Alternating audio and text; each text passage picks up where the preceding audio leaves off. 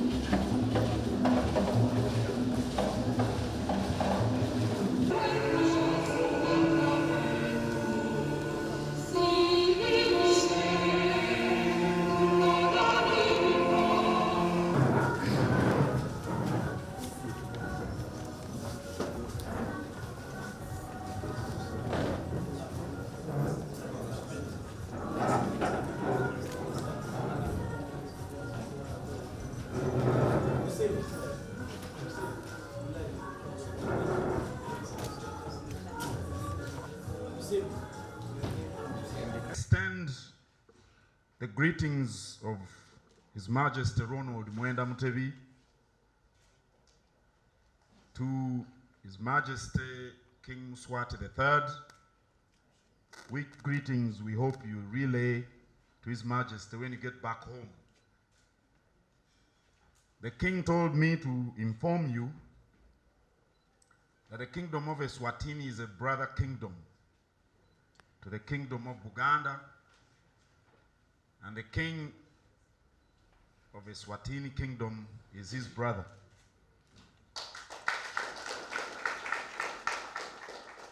Now, in the Kingdom of Uganda, the king is the father of everyone. Never mind that not everyone is a prince. For example, here there is only one prince who has just been introduced. The prince and princesses are the ones who are related to the king, you know, biologically. But all of us are children of the king. I presume that is the tradition in Eswatini, which makes all of you our brothers and sisters. So once again, you're most welcome home. We bring greetings from His Majesty King Mswati III, whom and from the Queen Mother in Ndlovukati.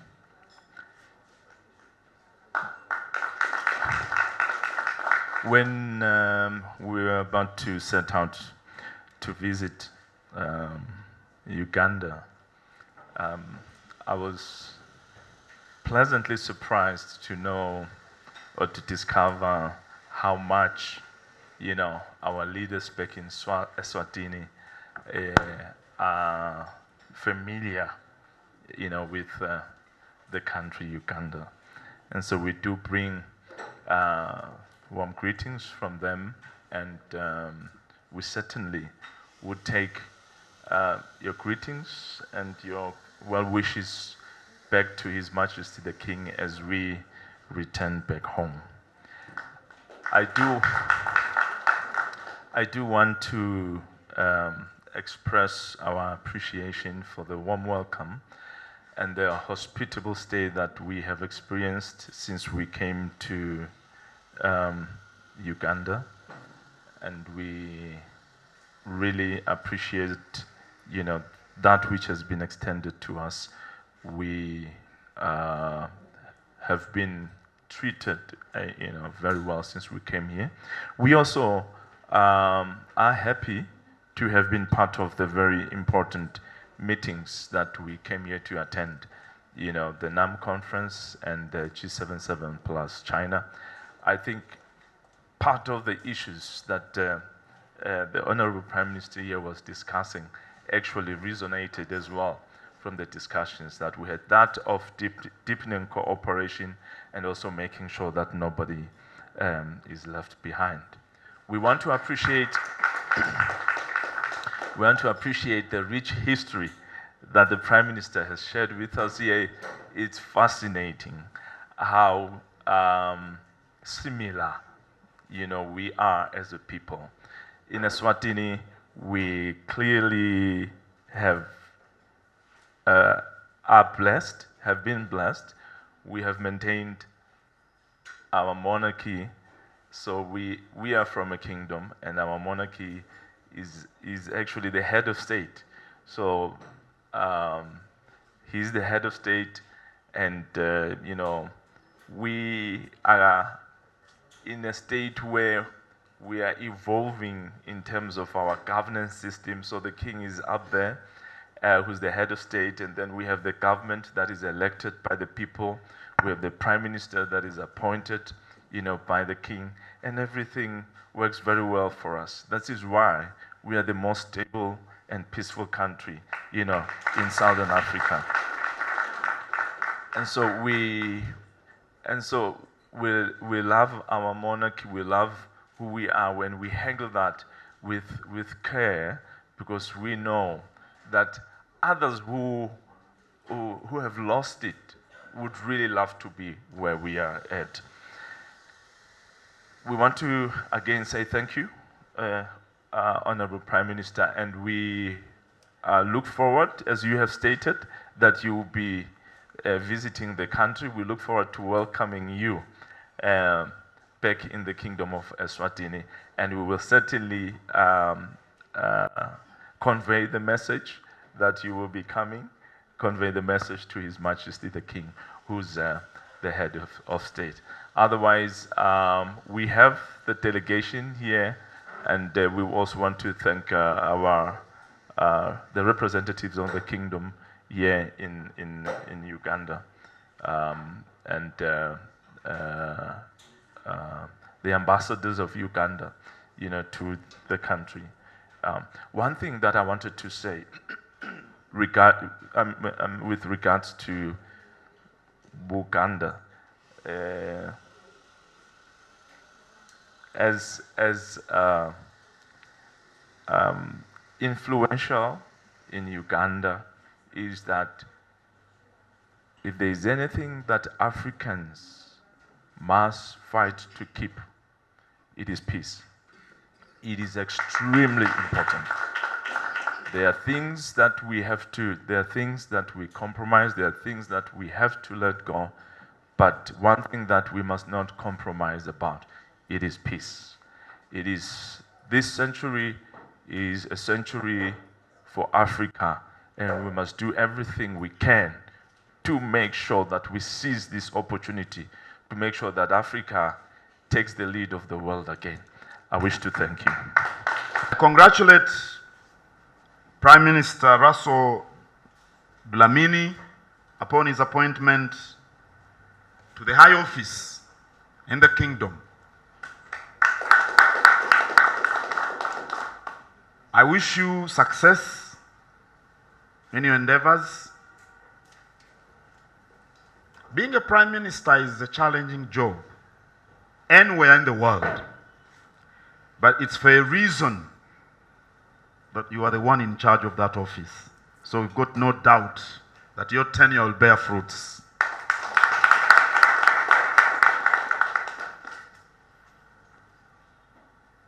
I visited Eswatini in 2015 with Prince Crispin Junju, son of the king, and Princess Victoria Nkenzi, and we were privileged to be received in audience by King Muswati. He actually hosted us to a dinner. We intend to travel to Eswatini later this year, and we look forward to meeting all of you. The history of the Kingdom of Uganda can be traced to the mid-13th century, when the originator of the current dynasty of kings, Kabaka Kintu, crystallized the pillars that sustain the kingdom. Kabaka means king.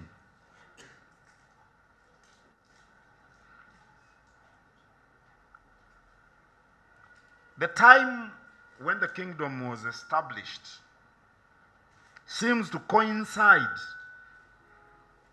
with the disintegration of the Chwez dynasty. For students of history, you may have learnt about the Chwez dynasty, which disintegration led to the formation of smaller kingdoms, notably that of Buganda and of Bunyoro Kitara. But Kintu is believed to be the founder of the dynasty currently headed by Kabaka Ronald Mwenda Mutebi II, and he's the 36th king of the Kingdom of Buganda. When Kabaka Kintu became king, around 1210 AD, he called a grand council where the norms of Buganda's way of life were agreed upon. The major participants at the Grand Council were the clan heads. We've got one clan head here. We've got one clan head here to represent the clan heads. And Buganda has a patriarchal clan system where each individual belongs to a given clan, and where each clan is headed by a leader called Omutaka, like him. Now, my mother is of the clan which this clan leader heads. And we follow a patriarchal system. You take after your father's clan. And at the Grand Council, which I mentioned, which Kabaka Kintu called after he became king, Buganda was conceptualized as a cooking pot sitting on 3 cooking stones. One stone is comprised by members of the royal family and the descendants of the royal family. It's from these that Buganda identifies a prince who is named Kabaka, who then becomes the political, administrative, and cultural head of Buganda. We've just been joined by Prince David Kintu Wasajja, a young brother of Kabaka Mutebi II. You are most welcome, Prince. The second cooking pot, I told you the kingdom was conceptualized as a cooking pot sitting on 3 stones. The second cooking pot is comprised by the clan heads. One of them is there representing the rest of them. These are the custodians of the traditions and norms of the people of Buganda. The citizens of Buganda are called Baganda.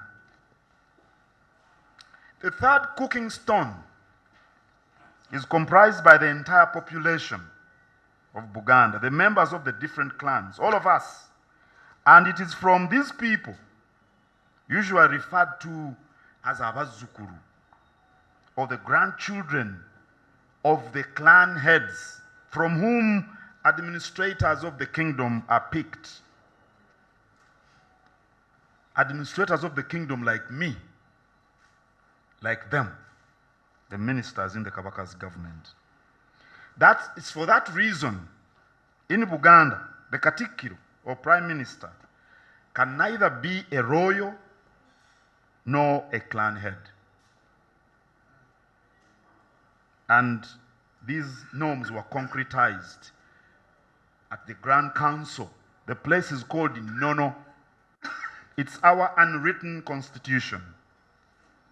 And at that place where our unwritten constitution was promulgated, the Kabaka was defined as the head of the kingdom of Buganda. From among the common people, the Katikkiro, someone like me, was named to head the administration of the kingdom on behalf of the Kabaka, on behalf of the king. The clan heads were mandated to ensure that all the norms and traditions of the Baganda are observed and followed, and each clan was given jurisdiction over its followers and a role to play. The king of Buganda should not eat any fish other than that fished by members of my clan. Yes. And each clan, you see, if they told you the clans which they belong, they've got a role to play in the king's court, or in the kingdom generally. For example, the minister sitting at the edge of the table, which Tibwa Anthony Wamala, belongs to the Ota clan. And these are the people who initiated the making of bark cloth. Bark cloth in Buganda was initiated in the 13th century. I'm sure you've heard about General Idi Amin. So, after that, lots of things went on. Commissions of inquiry were set up by Parliament. Why did you go into the Congo? It was alleged gold was looted by the Ugandan soldiers when they went to Congo. It was alleged Amin shared the loot, and Obote and other ministers. So a commission of inquiry was instituted. Meanwhile, Buganda had acquired 2 counties from Bunyoro Kitara. It's a long story. And those 2 counties were claimed by the neighboring kingdom of Bunyoro Kitara. Now Obote supported Bunyoro, so that the 2 counties go back to Bunyoro, which happened. Wanted to exact revenge against Milton Obote for abolishing the kingdom. And Obote was overthrown in 1985 by his own army again, because there were cracks in the army following the civil war. And those armies were also overthrown by President Museveni in 1986. The king returned from exile, because our king was in exile. From the time of 1966, he had been taken to Britain for studies. And his father fled to exile in 1966, and he died in 1969. And he was our king in waiting since then. But he couldn't return home. He came back in 1986 in August. 7 years later, because I told you the Baganda joined in the war, the guerrilla war that was headed by President Museveni.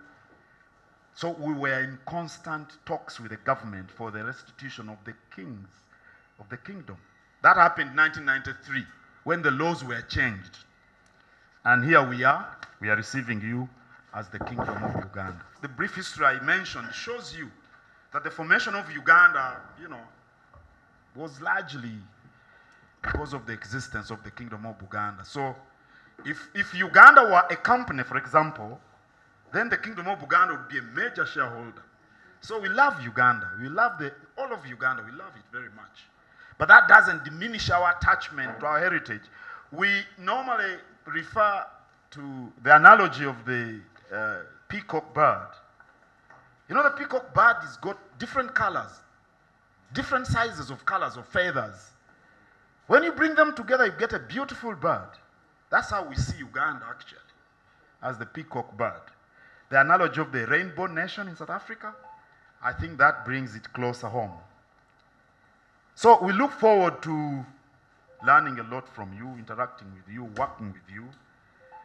And we think these kind of interactions will promote and sustain our different cultures. And I hope that we can strengthen the cooperation. There are also lots of investment opportunities. Fortunately, my brother, my counterpart, is conversant with the affairs of Uganda. I'm sure with this brief explanation, we can find all sorts of ways to promote the well-being of the kingdom of Buganda and of Uganda, and the well-being of the kingdom of Eswatini. We thank you for heading the delegation of the kingdom to Uganda for the NAM conference and the G77. I think these conferences are important for the country because they bring exposure to the country, and opportunities arise because of exposure. So I think it's upon us Ugandans to take advantage of the exposure that we've had to show the opportunities to the guests so that we work more closely together for the development of humanity. We wish you a happy stay. I hope you're still here for longer. Please enjoy the mild weather. I'm sure you've not experienced extreme heat, and I'm sure you've not experienced extreme coldness. So enjoy yourselves and feel at home. The MC said that we migrated from the south, and I think he was wrong. It's you who migrated from here and went down there. You can always come back home. Thank you very much, and God bless you. Ssaabasajja Kabaka awangaale.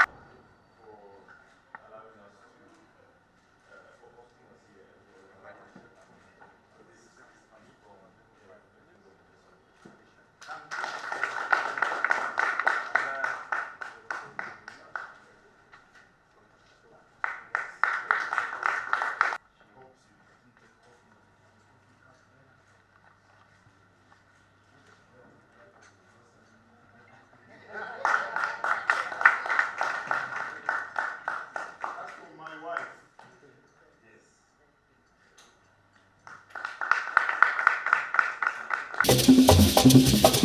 Yes.